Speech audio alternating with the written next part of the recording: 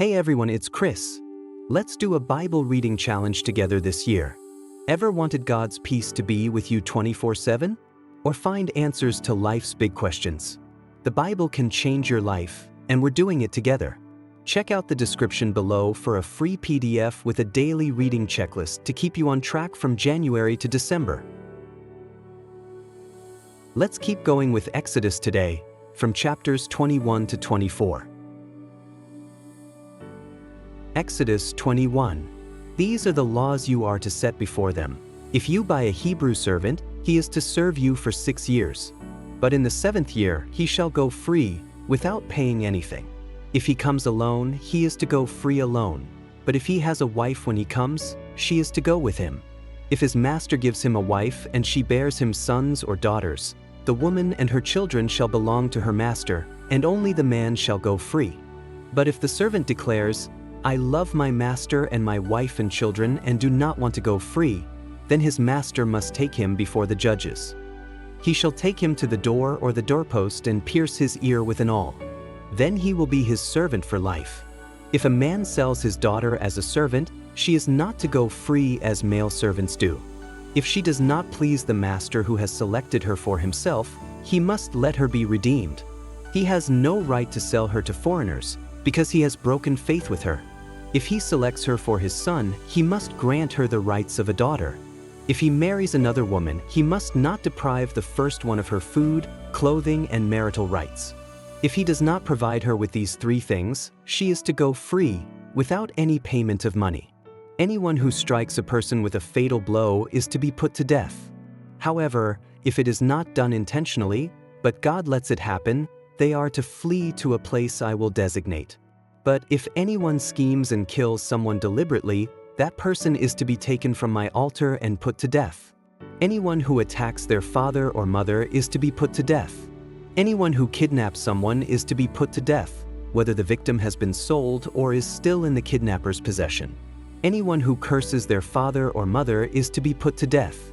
If people quarrel and one person hits another with a stone or with their fist and the victim does not die but is confined to bed, the one who struck the blow will not be held liable if the other can get up and walk around outside with a staff. However, the guilty party must pay the injured person for any loss of time and see that the victim is completely healed. Anyone who beats their male or female slave with a rod must be punished if the slave dies as a direct result. But they are not to be punished if the slave recovers after a day or 2, since the slave is their property. If people are fighting and hit a pregnant woman and she gives birth prematurely but there is no serious injury, the offender must be fined whatever the woman's husband demands and the court allows. But if there is serious injury, you are to take life for life, eye for eye, tooth for tooth, hand for hand, foot for foot, burn for burn, wound for wound, bruise for bruise. An owner who hits a male or female slave in the eye and destroys it must let the slave go free to compensate for the eye. And an owner who knocks out the tooth of a male or female slave must let the slave go free to compensate for the tooth. If a bull gores a man or woman to death, the bull is to be stoned to death, and its meat must not be eaten. But the owner of the bull will not be held responsible. If, however, the bull has had the habit of goring and the owner has been warned but has not kept it penned up and it kills a man or woman, the bull is to be stoned and its owner also is to be put to death. However, if payment is demanded, the owner may redeem his life by the payment of whatever is demanded. This law also applies if the bull gores a son or daughter. If the bull gores a male or female slave, the owner must pay 30 shekels of silver to the master of the slave, and the bull is to be stoned to death. If anyone uncovers a pit or digs one and fails to cover it and an ox or a donkey falls into it, the one who opened the pit must pay the owner for the loss and take the dead animal in exchange. If anyone's bull injures someone else's bull and it dies, the 2 parties are to sell the live one and divide both the money and the dead animal equally. However, if it was known that the bull had the habit of goring, yet the owner did not keep it penned up, the owner must pay, animal for animal, and take the dead animal in exchange. Exodus 22. Whoever steals an ox or a sheep and slaughters it or sells it must pay back 5 head of cattle for the ox and 4 sheep for the sheep. If a thief is caught breaking in at night and is struck a fatal blow, the defender is not guilty of bloodshed, But if it happens after sunrise, the defender is guilty of bloodshed. Anyone who steals must certainly make restitution, but if they have nothing, they must be sold to pay for their theft. If the stolen animal is found alive in their possession, whether ox or donkey or sheep, they must pay back double. If anyone grazes their livestock in a field or vineyard and lets them stray and they graze in someone else's field, the offender must make restitution from the best of their own field or vineyard. If a fire breaks out and spreads into thorn bushes so that it burns shocks of grain or standing grain or the whole field, the one who started the fire must make restitution. If anyone gives a neighbor silver or goods for safekeeping and they are stolen from the neighbor's house, the thief, if caught, must pay back double. But if the thief is not found, the owner of the house must appear before the judges, and they must determine whether the owner of the house has laid hands on the other person's property. In all cases of illegal possession of an ox, a donkey, a sheep, a garment, or any other lost property about which somebody says, "This is mine," both parties are to bring their cases before the judges. The one whom the judges declare guilty must pay back double to the other. If anyone gives a donkey, an ox, a sheep, or any other animal to their neighbor for safekeeping and it dies or is injured or is taken away while no one is looking, the issue between them will be settled by the taking of an oath before the Lord that the neighbor did not lay hands on the other person's property. The owner is to accept this, and no restitution is required. But if the animal was stolen from the neighbor, restitution must be made to the owner. If it was torn to pieces by a wild animal, the neighbor shall bring in the remains as evidence and shall not be required to pay for the torn animal. If anyone borrows an animal from their neighbor and it is injured or dies while the owner is not present, they must make restitution. But if the owner is with the animal, the borrower will not have to pay. If the animal was hired, the money paid for the hire covers the loss. If a man seduces a virgin who is not pledged to be married and sleeps with her, he must pay the bride price, and she shall be his wife. If her father absolutely refuses to give her to him, he must still pay the bride price for virgins. Do not allow a sorceress to live. Anyone who has sexual relations with an animal is to be put to death. Whoever sacrifices to any god other than the Lord must be destroyed. Do not mistreat or oppress a foreigner, for you were foreigners in Egypt. Do not take advantage of the widow or the fatherless. If you do and they cry out to me, I will certainly hear their cry. My anger will be aroused, and I will kill you with the sword. Your wives will become widows and your children fatherless. If you lend money to one of my people among you who is needy, do not treat it like a business deal. Charge no interest. If you take your neighbor's cloak as a pledge, return it by sunset, because that cloak is the only covering your neighbor has. What else can they sleep in? When they cry out to me, I will hear, for I am compassionate. Do not blaspheme God or curse the ruler of your people. Do not hold back offerings from your granaries or your vats. You must give me the firstborn of your sons.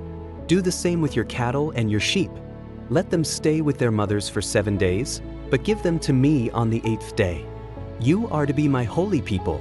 So do not eat the meat of an animal torn by wild beasts. Throw it to the dogs.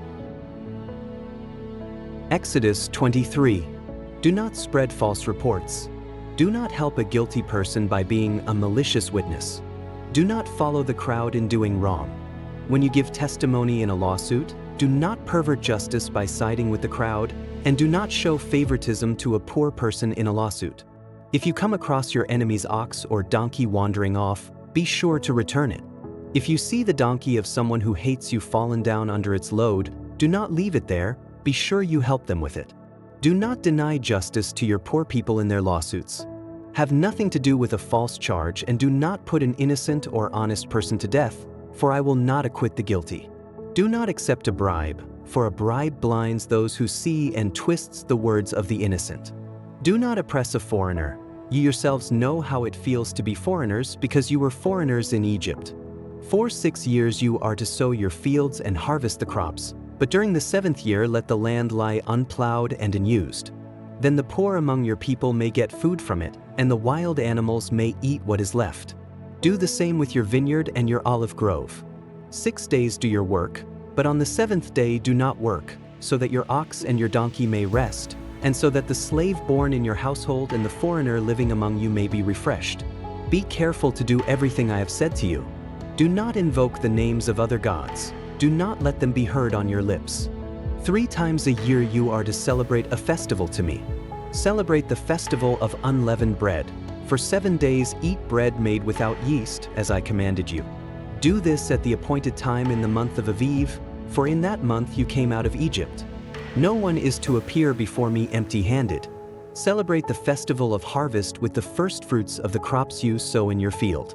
Celebrate the festival of ingathering at the end of the year, when you gather in your crops from the field. 3 times a year all the men are to appear before the sovereign Lord. Do not offer the blood of a sacrifice to me along with anything containing yeast. The fat of my festival offerings must not be kept until morning. Bring the best of the first fruits of your soil to the house of the Lord your God. Do not cook a young goat in its mother's milk.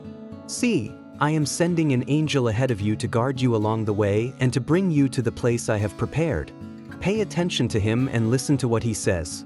Do not rebel against him. He will not forgive your rebellion, since my name is in him. If you listen carefully to what he says and do all that I say, I will be an enemy to your enemies and will oppose those who oppose you.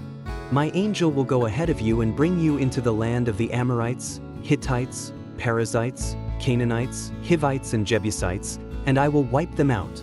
Do not bow down before their gods or worship them or follow their practices. You must demolish them and break their sacred stones to pieces. Worship the Lord your God, and his blessing will be on your food and water. I will take away sickness from among you, and none will miscarry or be barren in your land. I will give you a full lifespan. I will send my terror ahead of you and throw into confusion every nation you encounter. I will make all your enemies turn their backs and run. I will send the hornet ahead of you to drive the Hivites, Canaanites, and Hittites out of your way. But I will not drive them out in a single year, because the land would become desolate and the wild animals too numerous for you. Little by little I will drive them out before you, until you have increased enough to take possession of the land. I will establish your borders from the Red Sea to the Mediterranean Sea, and from the desert to the Euphrates River. I will give into your hands the people who live in the land, and you will drive them out before you. Do not make a covenant with them or with their gods. Do not let them live in your land, or they will cause you to sin against me, because the worship of their gods will certainly be a snare to you. Exodus 24. Then the Lord said to Moses, "Come up to the Lord, you and Aaron, Nadab and Abihu, and 70 of the elders of Israel. You are to worship at a distance, but Moses alone is to approach the Lord. The others must not come near, and the people may not come up with him." When Moses went and told the people all the Lord's words and laws, they responded with one voice, "Everything the Lord has said we will do." Moses then wrote down everything the Lord had said. He got up early the next morning and built an altar at the foot of the mountain and set up 12 stone pillars representing the 12 tribes of Israel.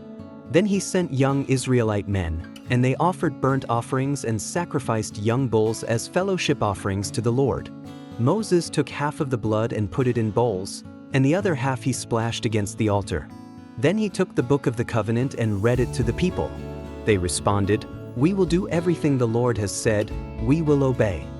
Moses then took the blood, sprinkled it on the people, and said, "This is the blood of the covenant that the Lord has made with you in accordance with all these words."